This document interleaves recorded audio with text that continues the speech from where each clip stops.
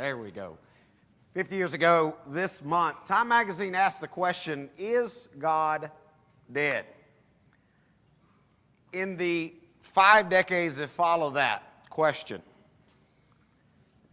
not only has God been assaulted in the classroom, in the courtroom, in the public square, but they've also done another task that many people are not aware of. They've done an extremely good job of teaching our young people that if you can't touch it, taste it, smell it, feel it, it doesn't exist.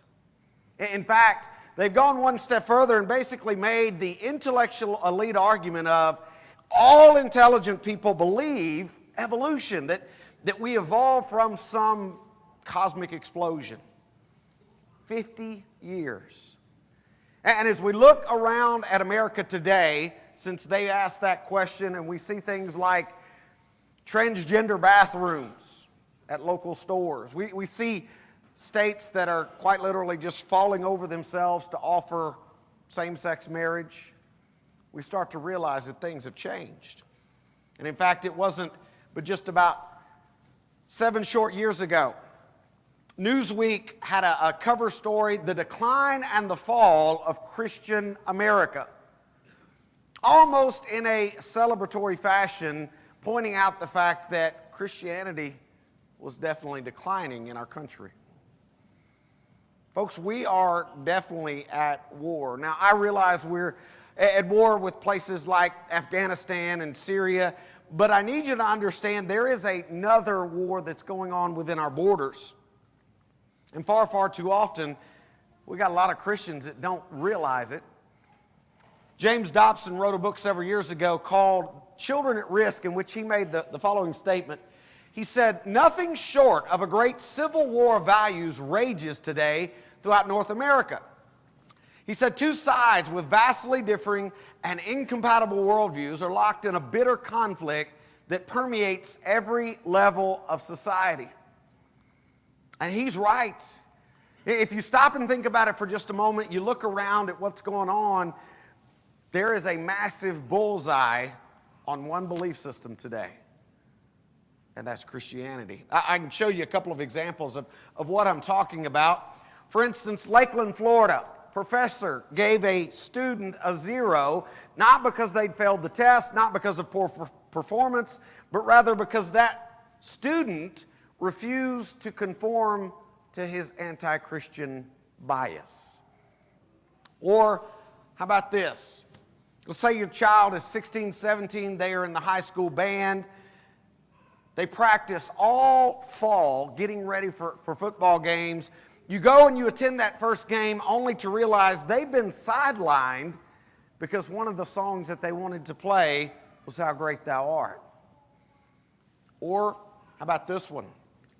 Common Core, being used by many states to basically sideline Christianity and promote, of all things, Islam.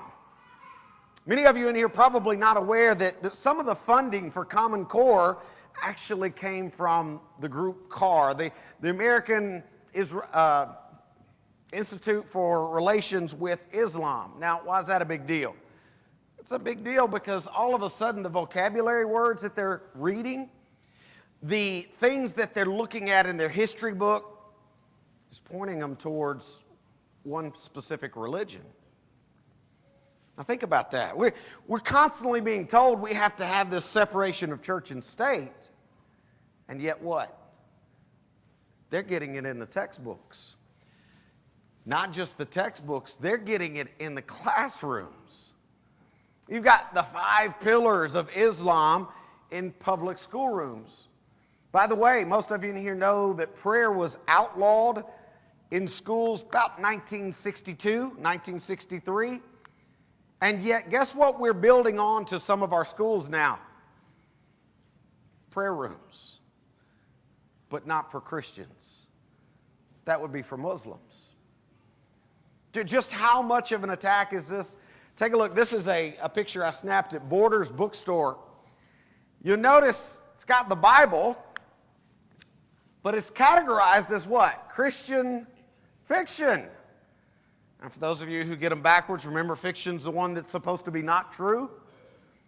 Now, I do think God has a sense of humor, and the reason that I would say that, you'll notice I took this picture at Borders Bookstore, and most of you know what happened to Borders Bookstore. They had to file bankruptcy, went out of business in most places. But still, you get the picture. Our children are growing up in a totally different America than we are. You've got courts that are saying, hey, we'll allow Muslim symbols, we'll allow Jewish symbols, but not Christian symbols. In fact, you got all kinds of curriculum now that is teaching not Christianity, not even arithmetic or English, but it's teaching a totally different worldview. I consider where I come from, Franklin, Tennessee, to kind of be like you guys in what we call the Bible Belt, the South. Franklin sits just about 20 miles south of Nashville. 8 miles from our home congregation, there's a middle school where recently they made the news by a teacher asking all of the students to write that there is no God but Allah. Now, folks, if that's happening in the Bible Belt, it's happening all over.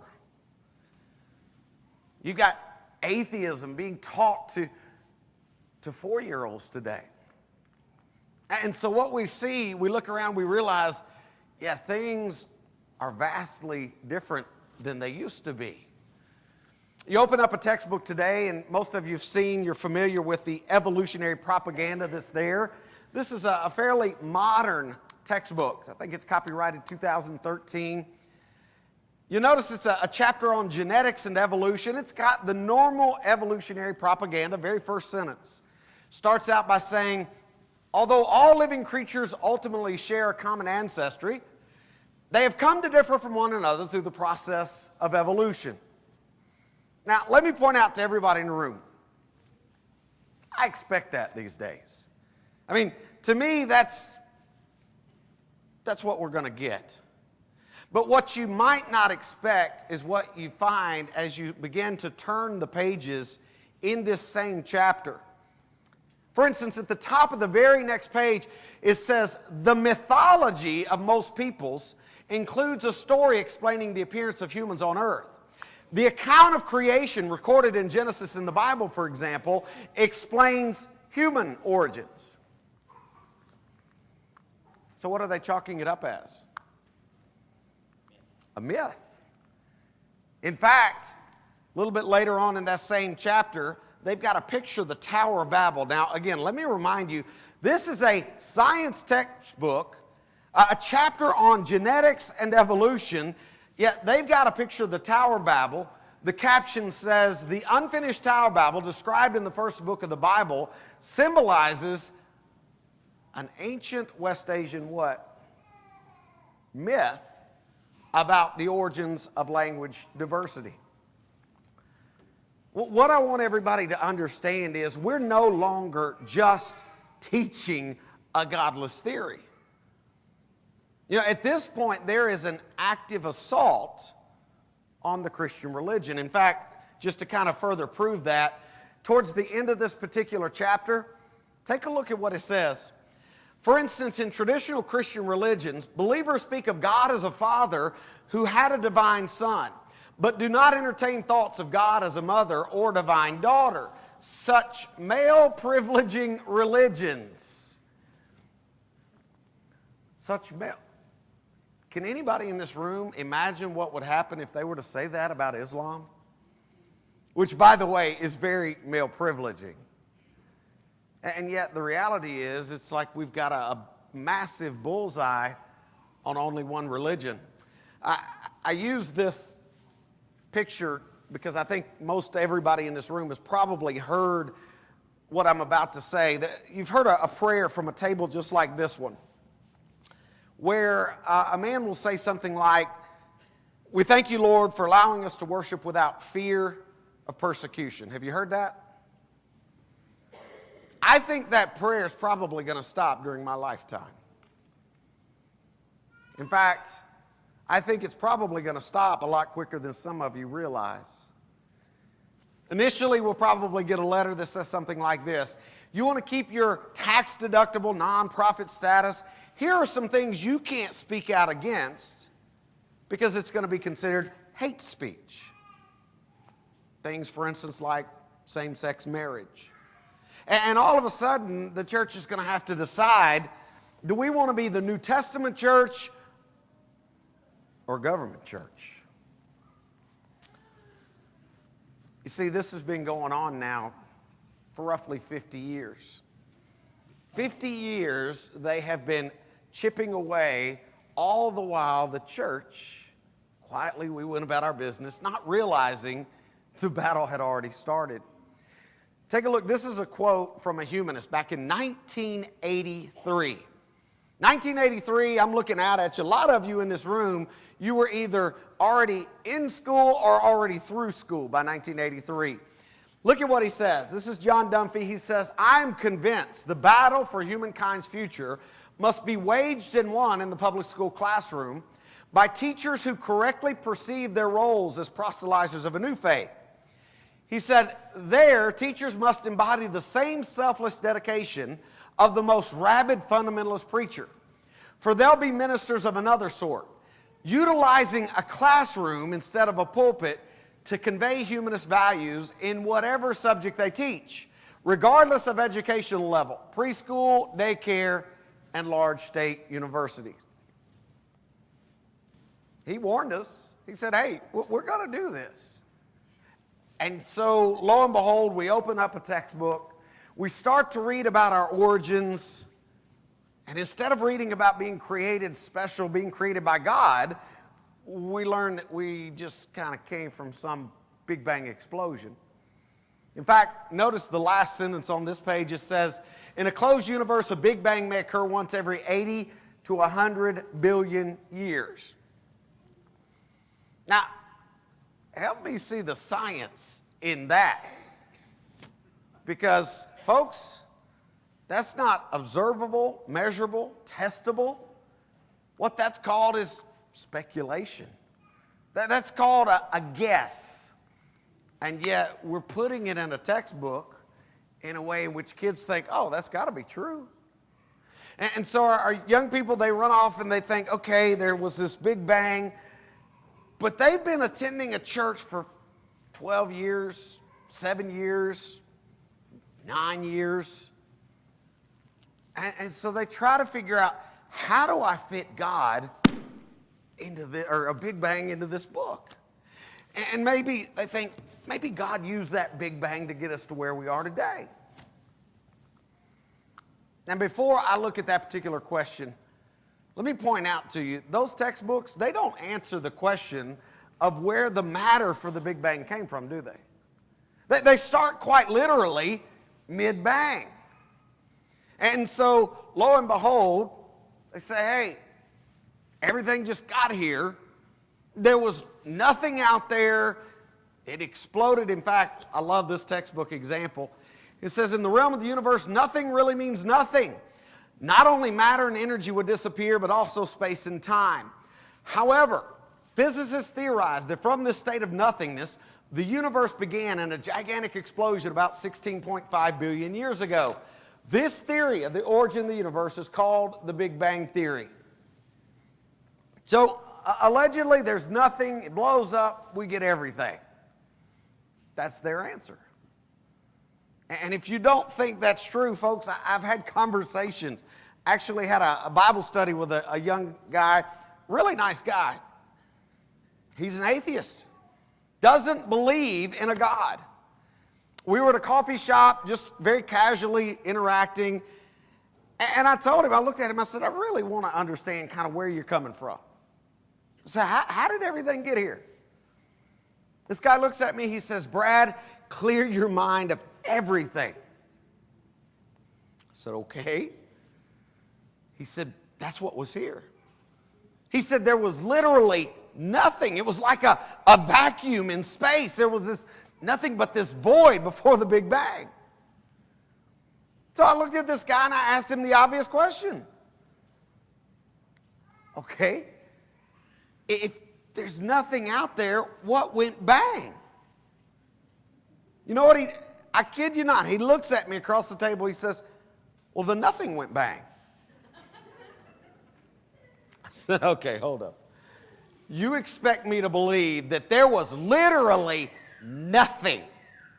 And then on some random day, like a Tuesday at 12:30, that nothing went boom.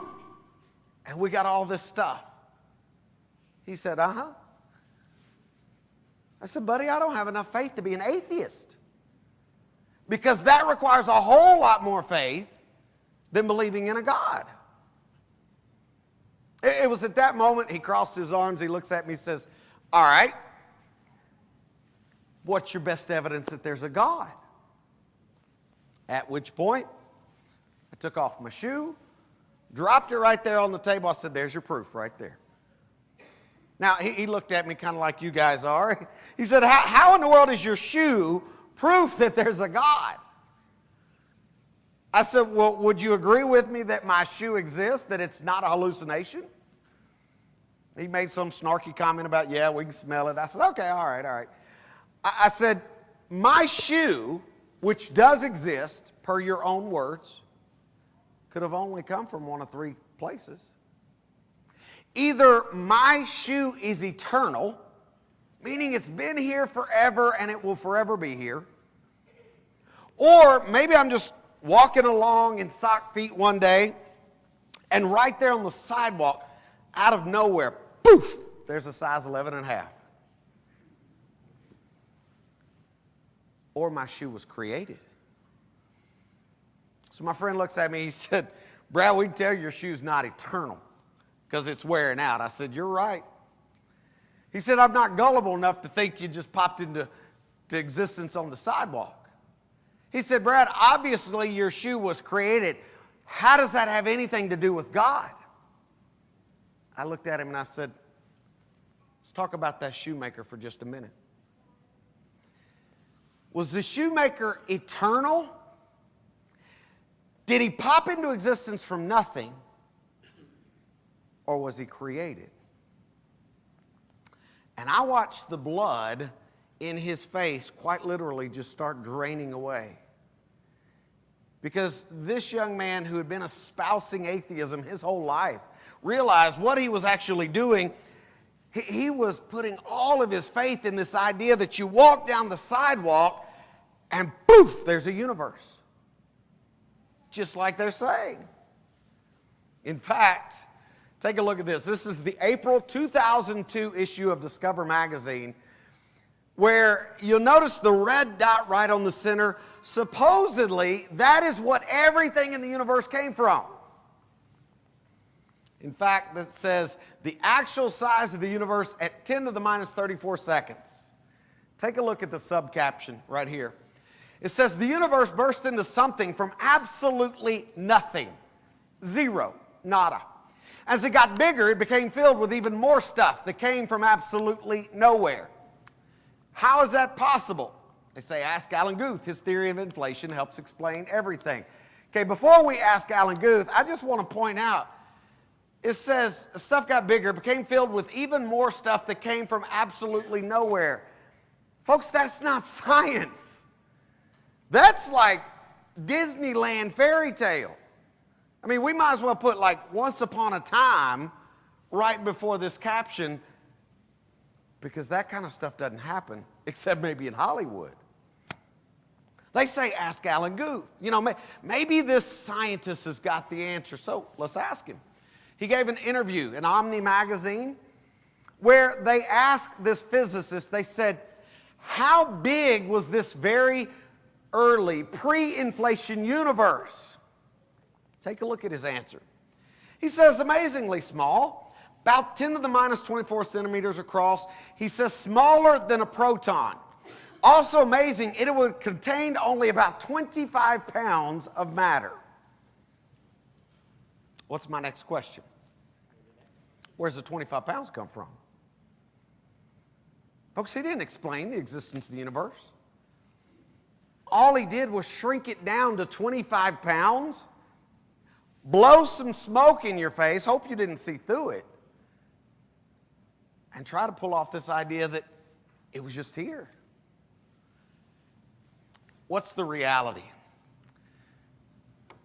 This is the picture that we see constantly. That in 3.4 seconds, everything radiated out into space, and we got this ordered universe.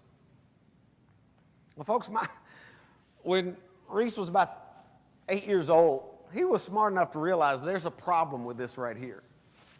You know, we were driving around my hometown, and out of nowhere, back seat, I hear a young boy say, "Dad, that's kind of dumb, isn't it?" Turned around, I thought, what's kind of dumb, Reese? He said, to think that you can get an ordered universe with an explosion. And I thought, hey, my kid's getting it. I said, Reese, you're absolutely right. I said, can you imagine if we took a stick of dynamite, we put that in your bedroom and we blew it up? He laughed. He said, probably wouldn't look any different, Dad. He's right. Here's the thing. You just violated two laws of science. You created matter from nothing. And you went from a chaotic explosion to an ordered universe. How do they explain violating scientific laws just to get their theory off the ground? I mean, they don't have God. All they've got's nothing. Well, let's let Paul Davies answer the question. Paul Davies, an evolutionist, he said the Big Bang represents the instantaneous suspension of physical laws, the sudden abrupt flash of lawlessness that allowed something to come out of nothing. He says it represents a true miracle. Okay, my question will be, why is that more scientific than saying in the beginning, God did it? I mean, you think about it for just a minute. Let's say that we take all the young people right here and we go on a little hike together. And while we're out walking, we come across a frog. Now, I'm kind of a science guy. When I see a frog, I don't immediately think what most people think. So I'm looking at that frog and I'm thinking, hey, we'll take that back and we'll stick it in a blender. And then I'll invite one of these young people up and let them press the on button. What would we get? Well, we'd get frog juice if we were honest, right? I mean, so let's think about this for just a moment. Let's say I pour the contents of that blender into a container and I put the top on it and I toss it to these young people. How long would they have to shake that in order to make a frog? Now, before you answer the question, let me back up. Could I honestly say I've got everything needed to make a frog in that container? Absolutely. So how much electricity would they have to zap it with to get a frog? Or maybe shake it with electricity? They're never going to get a frog, are they? I mean, literally all you're going to have is basically some kind of frog juice, right? Now, think about this for just a moment. The lie that they're selling us is this idea that maybe all the right stuff was in this slime pool and it came together and it created life. Folks, I'm giving you a head start. I'm giving you everything in that container. You need every protein, every amino acid that you need to make a frog, and yet you can't make a frog. I'm supposed to believe that life evolved out of some primordial soup and came hopping along, and yet you can't even make a frog if I give you all the pieces? That doesn't make any sense. And yet, that's what they want us to believe. You say, okay, well then, how did life even get here to begin with? And that's when they start stuttering and stammering, and eventually they turn to outer space. When you pose that question, how did, if there really was a Big Bang, how did we get the first living cell? Richard Dawkins, he's great at it. He'll stammer and stutter, and then he'll eventually say, well, maybe it was seeded here by aliens. And I scratch my head, look at this poor guy, and think to myself, do you understand? You didn't answer the question. You just moved the question to a new location. Because if all you're doing is saying, well, maybe aliens brought it here, how did it get started over there? Aliens.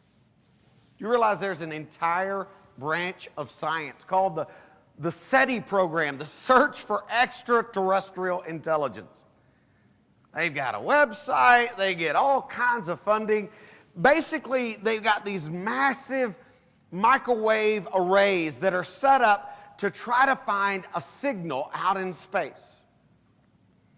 And here's what they say. If we find any kind of a signal, that demands that there's intelligent life out there. Carl Sagan, very world-famous atheist, passed away many years ago. He's the one that kind of was credited with this idea. If we find any kind of code out there, it demands there's intelligent life. And so here's what they do. They're looking for some signature of technology out in space. You go on their website and you start reading about the fact that they're looking for these narrowband signals that are the mark of a purposefully built transmitter. And so that's what they're doing. They're basically inferring an intelligent cause without identifying what the intelligence is. Some of you may remember many years ago, there was a movie starring Jodie Foster, Matthew McConaughey called Contact. Now let me put a disclaimer out. I'm not recommending the movie. I'm just pointing out this is a movie about exactly what we're discussing. The search for extraterrestrial intelligence. And it was in that movie that they started receiving numbers. They look at them and they thought, they're random, they don't mean anything. And then lo and behold, they started realizing, wait a second, these numbers aren't random. These are prime numbers. And therefore, this has to be coming from an intelligent being. All of a sudden, they started shifting all of their energy to look at what is this? How could we be getting all of these prime numbers? Again, the idea being it's got to be from an intelligent source. So here you've got an entire branch of science. What they're doing is they're trying to receive a message from space and trying to decode it. Now, press pause on that for just a minute. And I want you to journey with me to the Harrub household on Sunday morning, okay? My wife and I, we have a running joke that apparently Lionel Richie is not a Christian, okay? And the reason we say that, Lionel Richie has a song. One of the lines says, "It's easy like Sunday morning." Okay, I have 4 children to get ready for worship every Sunday. There is nothing easy about Sunday morning, okay? At our house, Sunday morning means boxes of cereal, granola bars. Help yourself, get ready, be in the car on time. So let's say that you're at our house Sunday morning, you walk downstairs, there's the boxes of cereal, but you notice one of them is spilt over. And as you look a little bit closer, you notice there's a message in the cereal. And it is actually saying, "Take out the garbage." And it's signed Mom. Now, if I were to ask you, do you think that happened by chance? Just 5 words. Or do you think maybe there was an intelligent being behind that intelligent being being who? Mom, right? What do you think the odds are of getting 5 words from that cereal box? How many times do you think you'd have to pour it out in order to get that? Now, as you're thinking about that, consider for just a moment, inside every single cell in your body, you have a message that's a whole lot more complex than "take out the garbage, Mom." It's called DNA, and it's in every cell. Now think about this. They're looking for a code out in space. And they say, if we find this code, it demands there's intelligent life out there. Well, guess what? You got a code in every cell of your body. And that's demanding there's intelligent life out there. Because here's a couple of questions. Number 1, where'd the parts for the code come from? Number 2, who programmed the code? All throughout your body, what you've got is evidence for a creator. DNA, the blueprint for life, and yet we're being told that no, we're just here from random chance. Folks, if you can't take out the garbage mom by chance, what makes you think you can get the code for a human being by chance? Because I promise you, take out the garbage mom, a whole lot easier. When you compare it to something like an amoeba, a very, very simple organism, and yet human.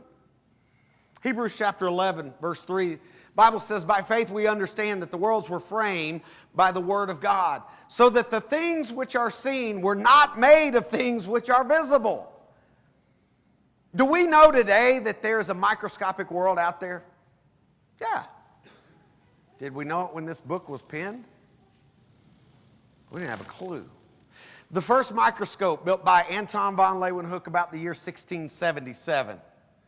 Your Bible was already translated into English in 1611. And yet, long before it was translated into English, this had been penned telling us, hey, you know what? Even though you're sitting on pews that are made of wood, that wood is actually composed of much smaller particles, atoms. Some of you remember the name Anthony Flew. Anthony Flew was a world-famous atheist for many, many years, most of his life actually. About 75 years, this man absolutely fought tooth and nail against the existence of God. And those of you who are a little bit older in this room, you may remember that a member of the church, Tom Warren, actually debated Anthony Flew on this exact topic, the existence of God. And after 75 years of him saying, there is no God, there couldn't be a God, finally the moment came when he woke up and realized, wait a second, this stuff's too complex. In the last few years of his life, he actually made a complete about face. He realized, yeah, there's a God. And one of the reasons was this. He said, it now seems to me the findings of more than 50 years of DNA research have provided materials for a new and an enormously powerful argument to design. And lo and behold, this guy who'd spent all of his life saying, there is no God, his last book he ever wrote was on the existence of God. You look at the fact that every single living creature has got this code in it, this DNA, this double helix. It's got specific characteristics, has the capability of reproducing itself. Now, you add to that, if that was not complex enough, those of you who are in high school, college science, you probably recognize words like transcription, translation, the ability to unzip DNA, make a copy of it, zip it back together, and yet all of that's going on inside your cell. Why is that a big deal? That's a huge deal because if I were to suggest to anybody in this room that a photocopier just made itself, you'd look at me like I was crazy. A Xerox machine, just poofed into existence and is able to make great copies. And yet you've got a photocopier in every cell of your body that is able to replicate DNA over and over and over. I mentioned an amoeba just a moment ago. Single-celled structure. We asked the question, can take out the garbage mom get here by chance? What about the DNA of just a one-celled creature? You look at Bill Gates talking about DNA. Here's what he said. DNA is like a computer program, but far, far more advanced than any software ever created. So what about that amoeba? The DNA code in a single amoeba is equal to 10,000 volumes of an encyclopedia. Listen to me. If you can't get 5 words, take out the garbage mom, by chance, there's no way you're going to get 1,000 volumes of an encyclopedia by chance.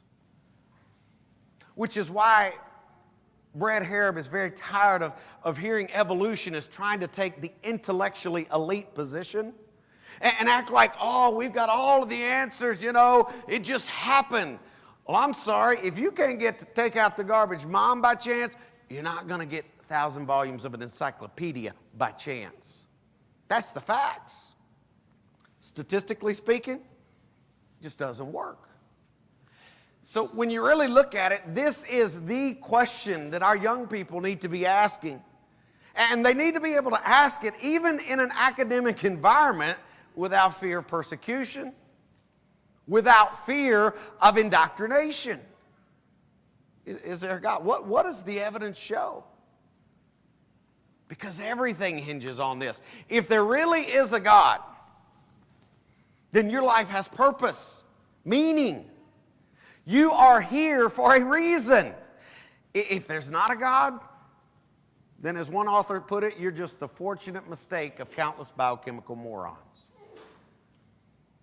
As you look at those two particular options, ask yourself this: do you honestly believe the complexity in a human being can just get here by chance? 3 things to consider. Number 1, only bodies in which a component, that is the spirit, is eternal and endless have meaning. So only bodies that have a component that goes on after death have meaning. Because if all you are is a body that dies, boom, you're done and it's over, then you don't have meaning. Number 2, if there are no gods, then there are no endless lives, because it requires a God to instill that spirit or that soul. Number 3, if there is no God, then no lives have meaning. You may not like my math, but that doesn't change the very real fact that it's God who is giving meaning to your life. I had a class on Wednesday night with a group of young professionals, and we were talking about one of the trends that's actually increasing dramatically the last 10 years. You know what it is? Suicide. You know what age bracket it is? Now, this is actually may surprise some of you, because our gut instinct would be to say, well, maybe it's young people, teenagers, millennials. It's actually my age group. You know why? The only thing they're able to point to right now is they say opiate drug use is on the increase dramatically in people ages 35 to 50. And suicide is following it. But I would point out one other small little thing maybe they missed, and that is, if you take away God, you're taking away people's hope. And you see, my generation went through classes learning all about this world, learning all about our existence, without ever learning about God. And so lo and behold, now the times are getting tough. First we turn to the drugs, but the drugs don't work. Before the drugs, actually, we go through a whole list of things. We go through maybe a sports car, or maybe living in a certain neighborhood, wearing certain clothes, a certain career, trying to fill a void, and guess what? They don't fill the void. And that's when we turn to the drugs. And lo and behold, we get hooked, we get addicted. And little by little, what happens is we realize we're in a spiral, a downward spiral. And rather than being able to pull ourselves out, my generation looks around and says, what do I have to look forward to? And you know what society's telling them?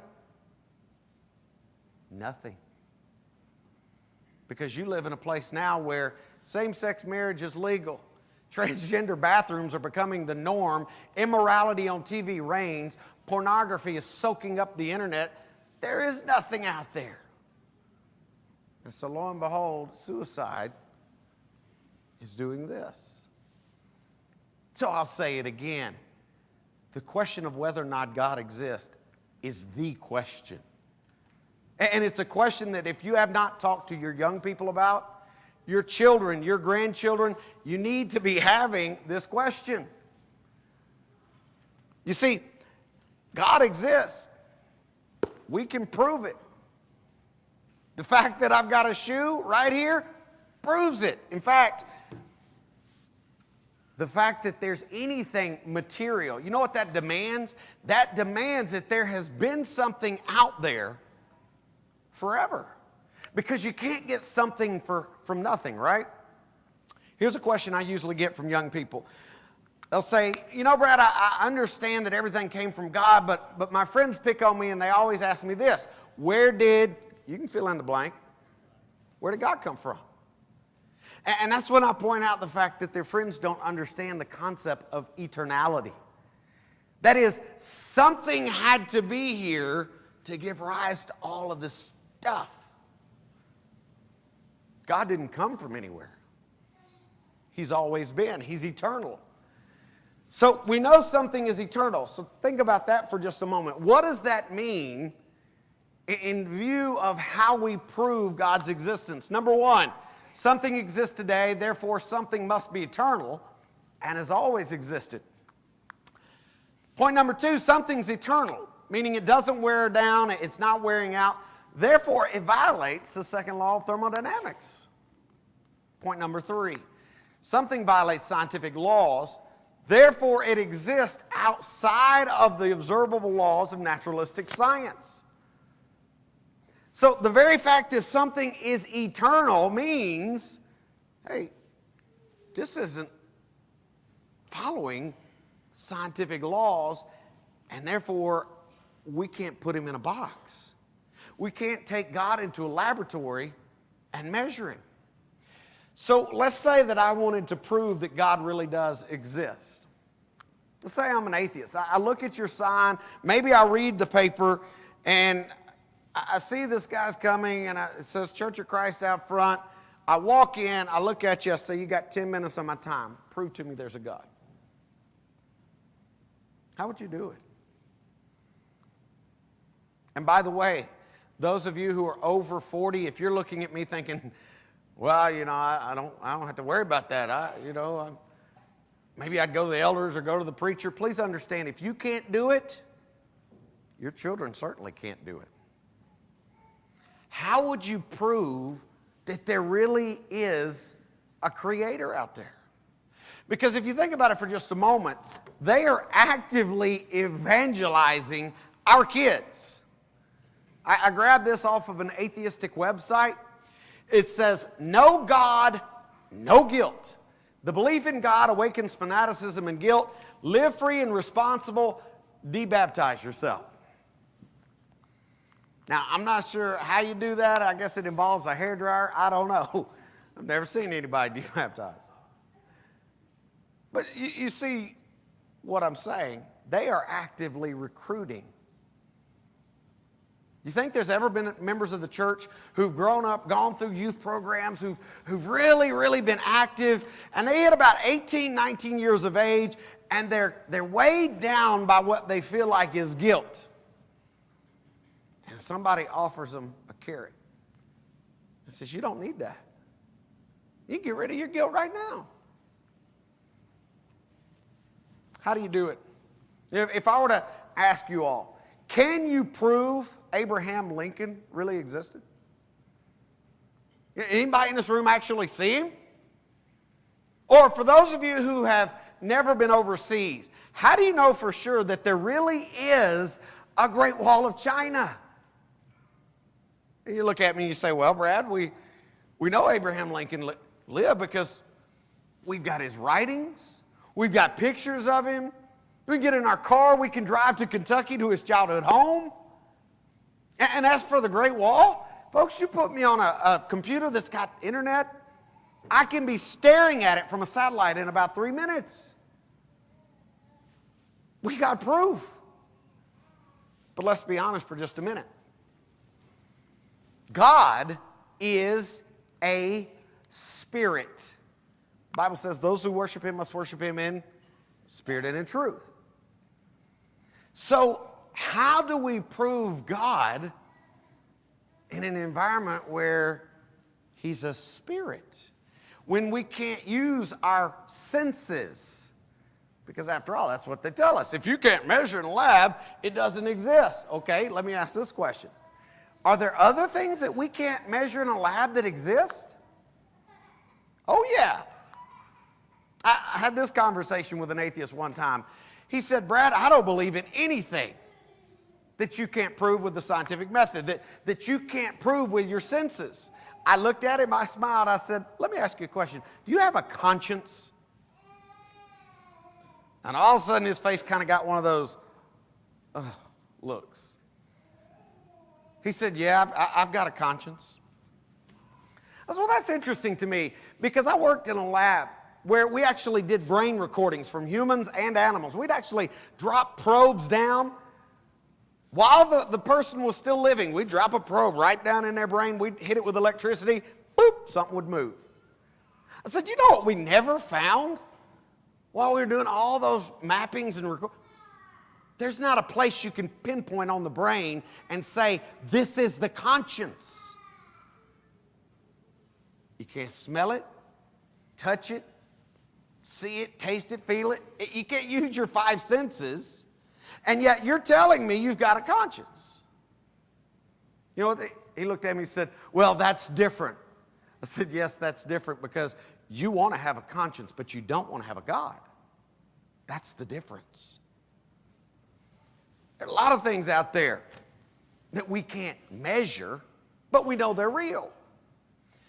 So what about God? How do we prove that there really is a God?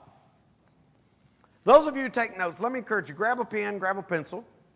I'm going to give you 3 ways of looking at this that I hope that you will remember. Please don't panic about the big, long, ugly words. 3 methods, 3 arguments of logic that we can use to show, yeah, there's definitely a God. The first, the cosmological argument. The second, the anthropological argument. The third, the teleological argument, or that is design. What I'm going to do is I'm going to go ahead and walk you through that first one. Then I'm going to give you a break. Let you get up, stretch your legs a little bit. First one to me is probably one of the best, and it's the one that we've already kind of touched on. It's the idea that we know matter exists, so where did it come from? I told you guys I have 4 children. We are blessed to have a little place in Middle Tennessee where we can walk outside in the middle of the night and not be barraged with a whole bunch of other lights. We kind of sit out in the country. And I take my 10-year-old, my 7-year-old out there occasionally. We'll have to take the dog out at night, and we look up at the night sky. And I can already hear the question. You know, Dad, you preach about God every weekend. How do we know He's real? At which point you just kind of point up to that night sky. You point out the moon, the stars, and you say, do you see all that stuff? Where did it come from? Because everybody in this room, whether you believe in a God or not, you realize that stuff does exist. So the question is, where did it come from? You remember my shoe? We had 3 options, didn't we? Option number 1, the universe is eternal, meaning it's always been here, will always be here. Number 2, the universe just popped into existence from nothing. Or number 3, it was created. Let's look at each one of those real quickly. Number 1, we know today that the universe is not eternal. 2 guys who proved that, Edwin Hubble and Albert Einstein. They actually show that the universe is expanding. They use basically, think about it this way. Any of you ever use those sparklers like on the 4th of July? If you ever have used those or seen somebody, you know when you wave those in the air, it leaves a trace, right? Stars do the exact same thing as they are moving away from us. We call it red shift. So as a star is moving away from us, there's a trail. We can actually measure those, try to figure out how fast it's moving away, how far we think it is. But here's the bottom line. The fact that things are doing this means it had to have a beginning. It's not eternal. And even most scientists will admit that. Robert Jastrow, who would be definitely diagnosed as an evolutionist/atheist, not a Christian, he says, modern science denies an eternal existence to the universe either in the past or the future. Option number one is unscientific. All right, what about option number two? Did the universe just pop into existence from nothing? Again, a minute ago, I pointed out the fact that Alan Guth makes this ludicrous comment that, well, you know, everything came from 25 pounds of matter. A couple of problems with that. Problem number one, where the 25 pounds come from. Problem number two, let's think about that logically for just a minute. Is it logical to conclude that everything in this room that I'm looking at right now, all the matter in this room, came from just 25 pounds? Well, let's be honest, there's some of y'all in this room, you could lose 25 pounds and give it to somebody else, right? That's not logical. Okay, is it logical to conclude that everything in this city came from 25 pounds? Or what about everything in the state of Georgia? Or how about the United States? That every building, every road, every tree, every mountain, everything came from just 25, but not just the United States. What about every continent on the earth? Not just the earth. What about every planet in our solar system? Just coming from 25 pounds. Not just our solar system. How about everything out in our galaxy? Not just the galaxy, but the whole universe.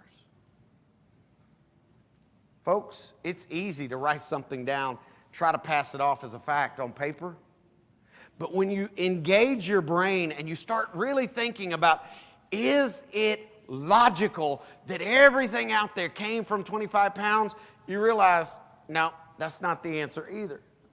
In fact, the only logical answer is that the universe was created. We know it exists, so we also know something can't come from nothing. In view of this, since something now exists, it must follow that something has existed forever. That something is God. So how do we prove that there really is a God? We walk outside, we point up to the night sky, and we just simply ask the question, where did this come from? We're going to take about a 10-minute break, let you guys get up, stretch your legs. Restrooms are in the foyer. Appreciate very, very much your attention thus far. After we come back, I'll present some more material, and then I'll give you guys a chance to talk a little bit. We'll have some question and answers. Appreciate very, very much your attention thus far.